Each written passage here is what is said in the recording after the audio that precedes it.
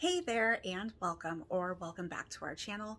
On this channel, we discuss mental health topics with a focus on borderline personality disorder and dissociative identity disorder. My name is Shell, and today we are going to focus on BPD and chronic feelings of emptiness, which is one of the 9 criteria for borderline personality disorder. There hasn't been a lot of research done on this particular symptom. With what research has been done, they have been able to come up with a way to define the symptom, which is important because this can be a really difficult feeling to describe. Although people who experience chronic feelings of emptiness are able to differentiate it from general depression and loneliness. In general, it can be seen as a disconnect from self and others. People in one study described it as a feeling of numbness or nothingness. Some described it as feeling like they don't exist at all. One defining feature may be that it is the lack of positive emotions rather than the presence of negative emotions. In my own experience, I can relate to the feelings of nothingness and numbness. With chronic emptiness, I feel like there's no purpose. Nothing seems to feel important. I feel disconnected from my emotions. It feels like I'm an empty shell with no reason for existing. Sometimes it is a relief if it's after an episode of emotional distress. Other times it's very uncomfortable and I will do anything to fill the emptiness. This seems to match the research, which shows that chronic emptiness may lead to other symptoms of BPD, such as impulsive behaviors, self-harm, and suicidal behavior. The feeling can also affect your ability to function, which can create a sort of emptiness cycle. Your impaired functioning makes it difficult to socialize and complete tasks. This can further increase the feelings of emptiness and can also lead to depression. I often find myself in this cycle. I can't function well enough to reach out or engage in a hobby. So I move to my more maladaptive coping methods in an attempt to feel better. But it's only a temporary fix. The feeling only lasts for as long as the coping method takes. And then the emptiness returns, and now I feel guilty for engaging in maladaptive behaviors. The significance of how distressing this is can be seen in the research.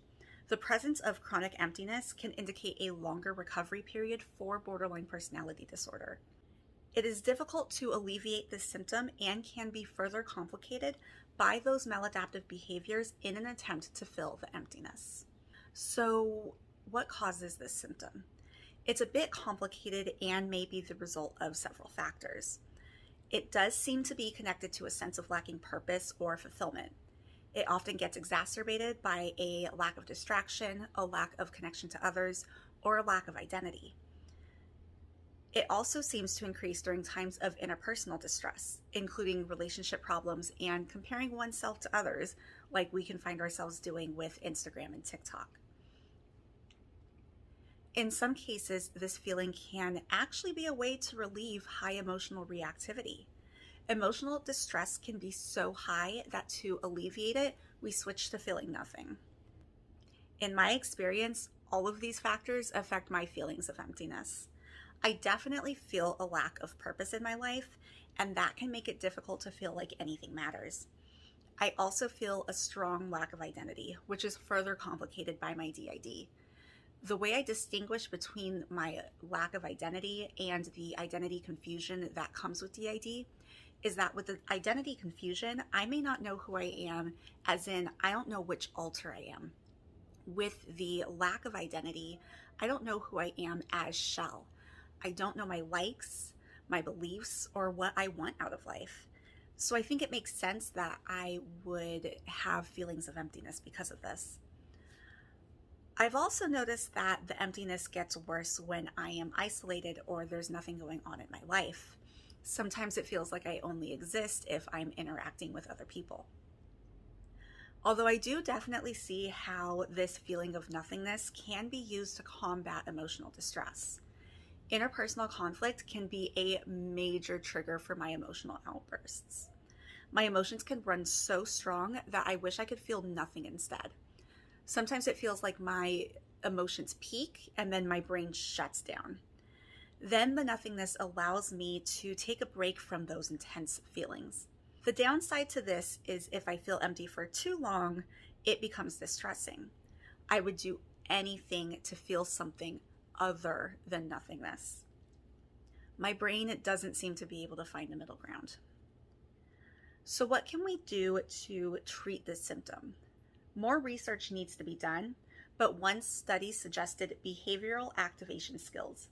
This is a skill in cognitive behavioral therapy, or CBT, in which you look at your behaviors and see how they affect your emotions.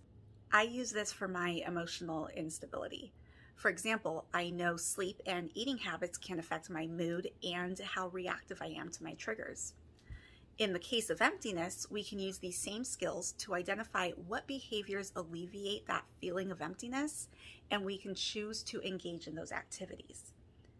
It may also be helpful to cultivate an awareness of who you are as a person. Having a sense of identity can assist in finding the things that would help you feel fulfilled. For me, my common go-to is to text or call someone. Socializing helps alleviate that emptiness, but it's not always helpful. If I reach out and don't get a response, it can increase my feelings of loneliness. And even if I do get a response, if the interaction seems off, that will also trigger my loneliness. Even when the interaction goes well, sometimes as soon as I hang up, the emptiness comes back. I think ideally I would find something that I can do by myself to feel more fulfilled. This would require having some sense of identity and perhaps purpose. And for me, that's a work in progress. Thank you so much for taking a deep dive into chronic feelings of emptiness with me. If you have any thoughts or questions, please leave them below in the comments. If you liked this video or found it helpful, please give it a like. And don't forget to subscribe so you know the next time we put out a video. Until next time, take care and stay well.